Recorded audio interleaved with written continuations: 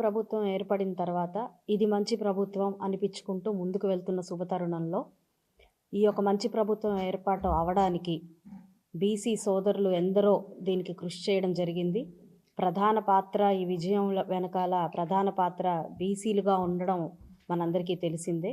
అదేవిధంగా తెలుగుదేశం పార్టీ కూడా మొదటి నుంచి కూడా పెద్దలు అన్నట్టుగా బీసీల కోసం బీసీలు వెన్నంటే ఉంటూ వారి అభివృద్ధి కోసం అభ్యున్నతి కోసం పాటుపడుతూనే వస్తుంది.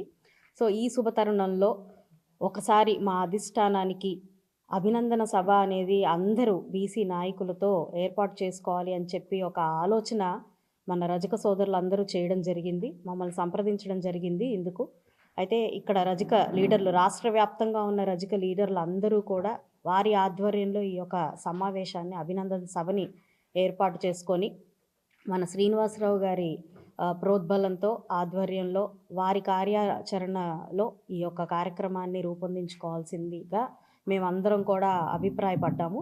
దానికోసమని మేము మాట్లాడుకున్నప్పుడు ఈ 27వ తారీఖున విజ్ఞాన మందిరంలో ఈ యొక్క సభని ఏర్పాటు చేసుకొని బీసీ మంత్రులుగా ఎమ్మెల్యేలుగా గెలిచిన వాళ్ళందరినీ కూడా ఒక్కసారి అభినందించి వారందరినీ పిలిచి వారిని ఆహ్వానించి అభినందించాలి అని వారికి ఒక మంచి ఆహ్వానాన్ని పలకడం జరిగింది. సో వారందరి సమక్షంలో ఒక అభినందన సభని ఏర్పాటు చేసుకొని బీసీల ఐక్యతని చాటి చూపించాలి అన్నది ఇందులో ముఖ్య ఉద్దేశంగా పెద్దలందరూ కూడా నిర్ణయించడం జరిగింది. పార్టీ బీసీల కోసం ఎంత నిబద్ధతగా ఉందో అదేవిధంగా బీసీలందరూ కూడా పార్టీ కోసం ఉన్నాము అని తెలియపరచడమే దీని ముఖ్య ఉద్దేశంగా ఉన్నప్పుడు అందరూ బీసీ లీడర్లతో పాటుగా అదేవిధంగా మన రజక సోదరులు, రజక లీడర్లు ముఖ్యంగా నాకు టికెట్ ఇచ్చిన తర్వాత రాష్ట్ర వ్యాప్తంగా రజక సోదరులందరూ కూడా ఎంతో ఆనందం వ్యక్తం చేసిన క్రమంలో వారి ఆధ్వర్యంలో ఈ యొక్క అభినందన సభని ఏర్పాటు చేసుకోవడం జరుగుతుంది. కాబట్టి ఇక్కడ పశ్చిమ నియోజకవర్గంలో ఈ యొక్క సభని ఏర్పాటు చేయడం జరిగింది. కావున ప్రతి ఒక్క బీసీ నాయకులు, ప్రతి ఒక్క బీసీ బిడ్డ ఈ యొక్క సభని విచ్చేసి జయప్రదం చేయాల్సిందిగా కోరుకుంటూ ఉన్నాము.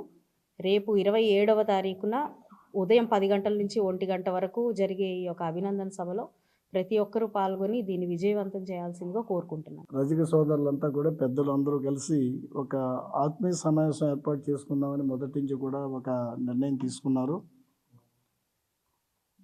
అందుకుగాను మేము కూడా అది విశాఖపట్నంలో కార్యక్రమం తీసుకోవాలా లేకపోతే గుంటూరులో కార్యక్రమం తీసుకోవాలని ఒక ఆలోచనతో ఇక్కడ సోదరులంతా కూడా ముఖ్యంగా డ్రీమ్స్ విద్యా సంస్థల అధినేత శ్రీనివాసరావు గారు వారి యొక్క సహకారంతోనూ మిగతా రజక యూత్ ఆర్గనైజేషన్ ఈ రజక బిడ్డల వీళ్ళ యొక్క ఆధ్వర్యంలో నేను మాధవి ఒక కార్యక్రమం ఇక్కడే తీసుకుంటే బాగుంటుంది, ఇది విజయవాడ క్యాపిటల్కి దగ్గరగా ఉంటుందన్న ఒక ఆలోచనతో కార్యక్రమాన్ని గుంటూరు 27వ తారీఖున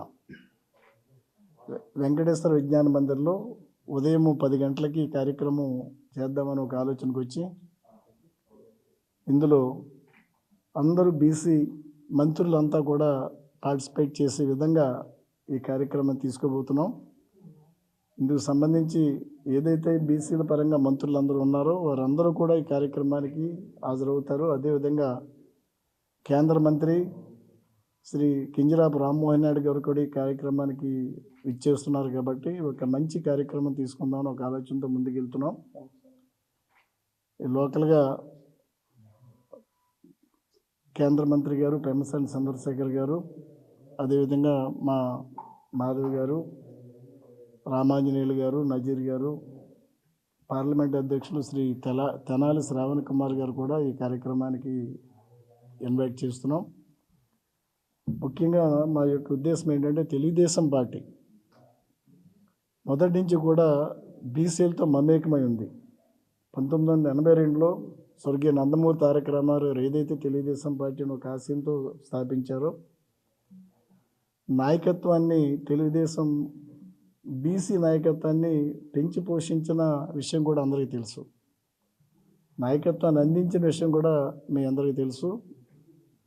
దాన్ని మరింత ముందుకు తీసుకెళ్ళి మా అధినాయకులు మాన్యశ్రీ ముఖ్యమంత్రి చంద్రబాబు నాయుడు గారు కానీ, లోకేష్ బాబు గారు కానీ బీసీ నాయకత్వాన్ని ఉన్నత శిఖరాలకు తీసుకెళ్లిన విషయాన్ని కూడా ఒకసారి గుర్తు చేస్తున్నాను.